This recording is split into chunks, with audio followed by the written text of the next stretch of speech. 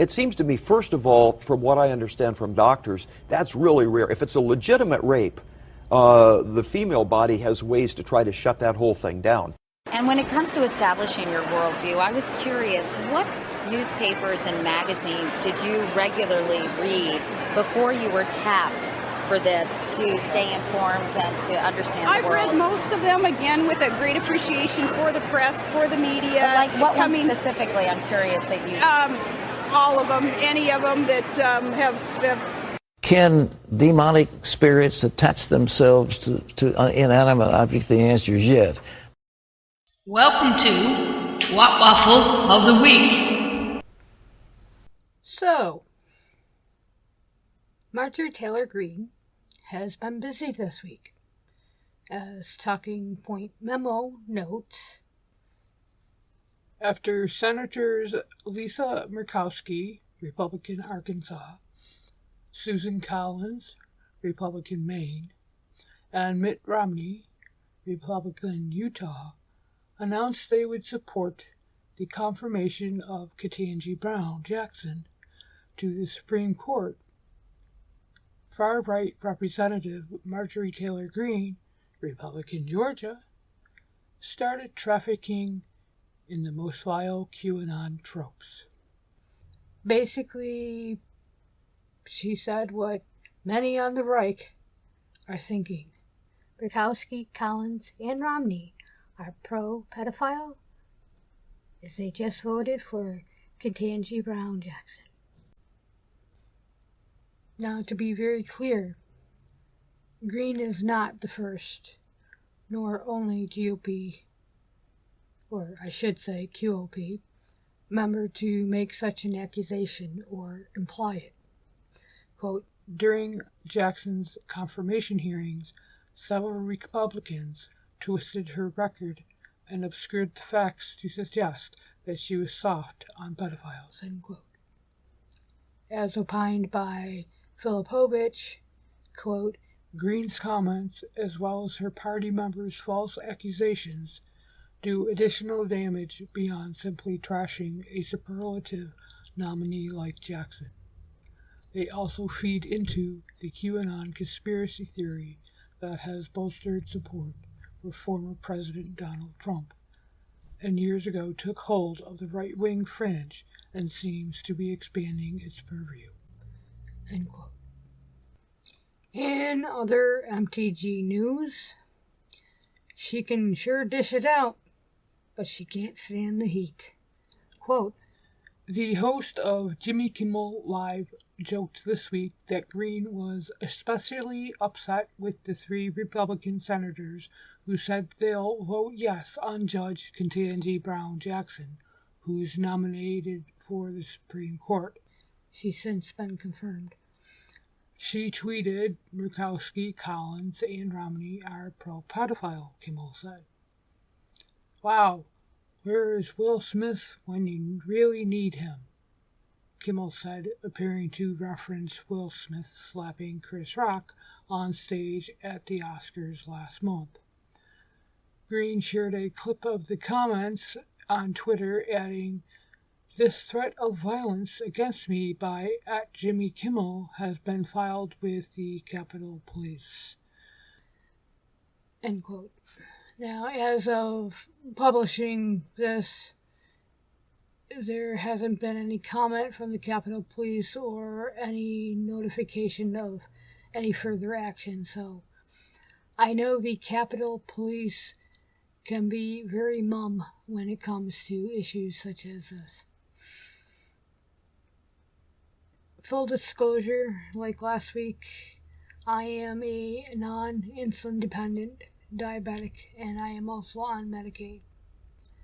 Now, while this story currently does not affect me, it's a possibility somewhere down the road in the next 2-3 years it can. So I keep my eye on shit like this. Quote, Representative Matt Gaetz justified his vote against a bill that would cap insulin at $35 a month for most Americans by suggesting people with diabetes should first lose weight. before Congress steps in and helps.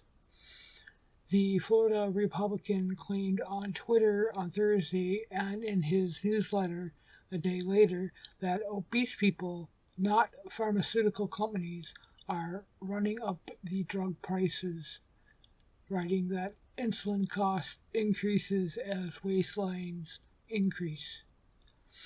While Democratic posturing of H.R. 6833 victimizes insulin payees as people with an uncontrollable disease that are being taken advantage of and need Big Brother to throw them a raft, lifestyle changes en masse would expeditiously lower demand on the subsequent prices of insulin, Getz wrote. End quote. Two issues. And it's not just Matt Getz that holds this view. Insulin has been available for 100 plus years. And it's really cheap to produce. Manufacturers of insulin know this. And they know that patients will spend pretty much whatever it takes to acquire it. No one, and I mean no one, should have to choose between taking their medications as prescribed and putting food on the table or a roof over their head. Issue number 2, as I highlighted last week concerning a Kathy McMorris Rogers tweet, some members of the QLP hold to the stance of defending the right of greedy capitalists to be greedy capitalists. Basically, it comes down to Getz et al. Doing a fine job at ignoring the realities of the market. And I mean global market. As I mentioned last week, an injectable insulin can range anywhere from $25 to $300 per vial.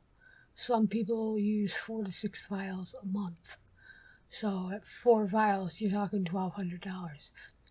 That's 3 times what I pay in rent, by the way. There is no means to justify a 1,200% price increase other than greed. Moreover, diabetics must also purchase glucose monitors, test strips, lancets, and other supplies. And if it wasn't for my Medicare, I wouldn't be able to afford the test strips mainly. You can get monitors for free.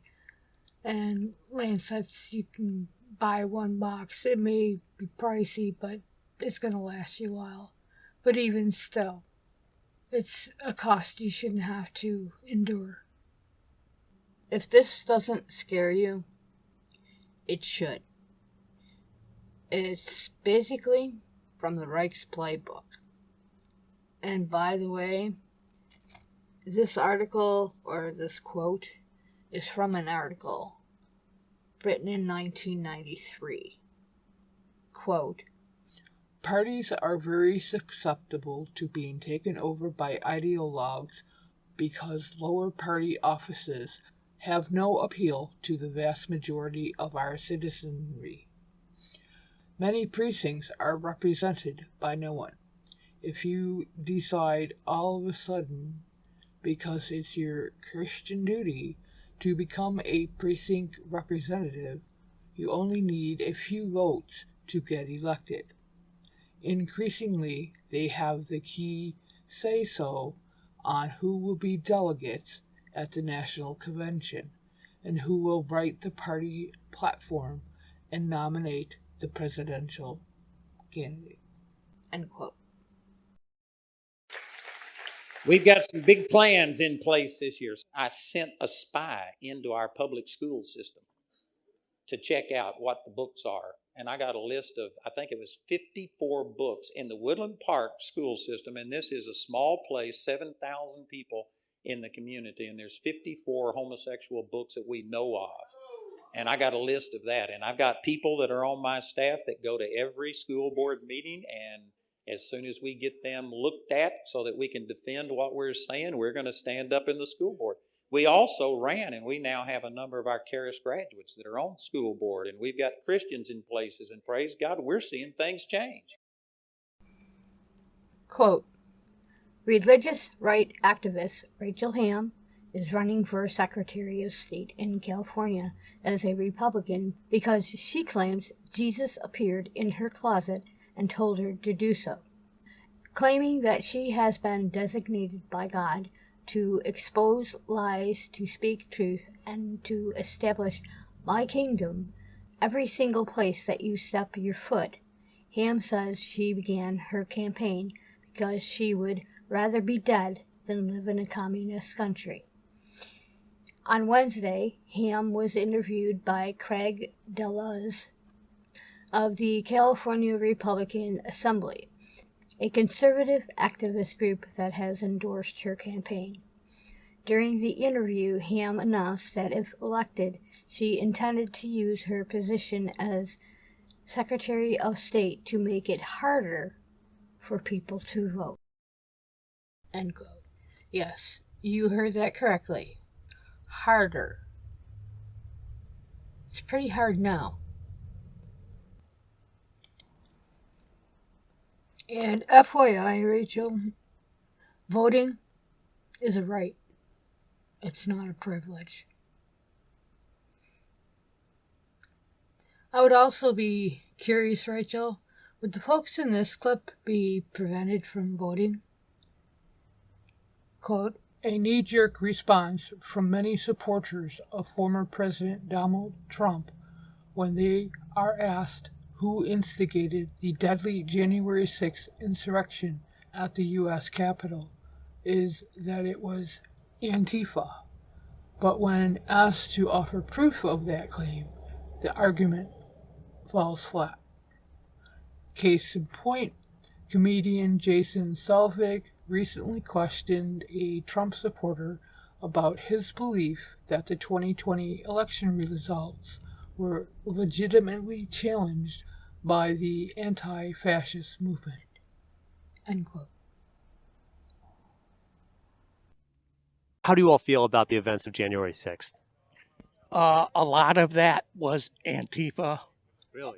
Yes. Why would Antifa interrupt the certification of an election in which their candidate won? Wouldn't they want him to be certified? They just want to disrupt in any way possible. Do you think Antifa wanted him to be president? I guess is what I'm asking. Yes. Yeah. So why would they interrupt the certification of the vote on January 6th? I have a different view of things. What is it's just like if you have a it doesn't make sense, right? Like why would they do that? Here's the thing, Patrick. Heebie-jeebie witches and the trials that they were subjected to in our past are, or I should say were, not based in reality. What's so bad about witch trials? Can we have witch trials again, where we have like tribunals and we can jail witches? We can jail those who do the black magic, who do the black arts? Because it's so prevalent everywhere. And in fact, it's actually worse now than it's ever been in history. As I was finishing this script, this bit of news popped into my feed. As I suspected, Logan is blaming anyone but herself. Quote, I was definitely pushed out, Logan told Eric Metaxas, a conservative radio host, this week. I mean, there is no doubt about it. They don't want independent thinkers. They don't want people who follow the facts, regardless of the politics. End quote.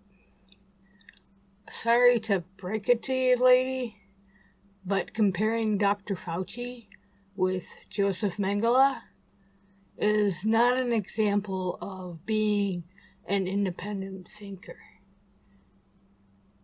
You've become by saying such shit, a tool of the Reich. And with that, I bring this episode to a close by introducing to you World of Antiquity.